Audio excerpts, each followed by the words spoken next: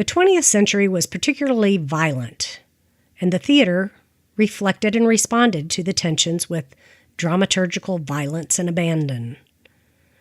The 21st century has brought an explosion of new social and political alignments, a globalized economy, and the theater has responded by becoming an arena where new thoughts, fashions, feelings, morals, theologies, etc., can be enacted and explored. Today's theater is global, diverse, and eclectic. Two current movements in contemporary theater are performance art and postmodernism. Performance art is performed by a solo artist. The actor or actress may present one character in an autobiographical extended monologue. An example currently on Broadway would be Bryan Cranston portraying Lyndon B. Johnson in the Broadway play All the Way. Another type of performance art has the solo performer embodying many characters.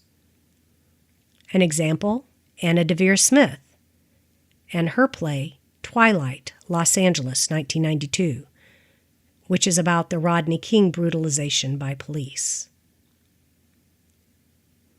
Postmodernism is more difficult to define. It is a term used to categorize much of the experimental theater over the last 30 years. Postmodernism uses nonlinear storylines, draws on past forms of performance to create new work, and it makes use of parody and satire, commenting on its own dramatization. Today's theater is a diverse theater, opening to voices unheard or muffled in the white, Western, male-dominated theater of the past. Our contemporary stage is open to the great diversity of our contemporary culture and our diverse personal and sexual identifications and orientations. Theater by and about women, theater of ethnic diversity, theater for the hearing impaired, theater for the blind, cross-gender and colorblind casting. Today's plays are multilingual and multicultural, mirroring the society we live in. In general, American theater is now broadly diverse and also global.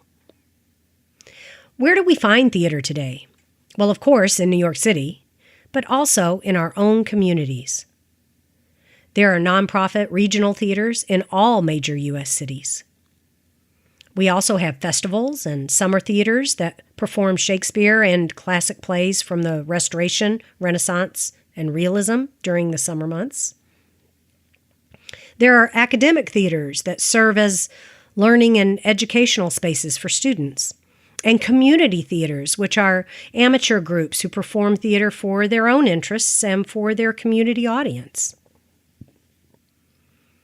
Where will theater go from here? It is impossible to know, but we can be sure that theater will survive. Theater will find new ways of coping and co-opting new technologies rather than being rendered obsolete by them. Theater will continue to be enacted by women and men in person before a live audience, and the play will deal with the hopes, fears, agonies, and joys of the world we live in. From the start, theater has always focused on human concerns, and that will remain the source of its appeal as far ahead as we can see.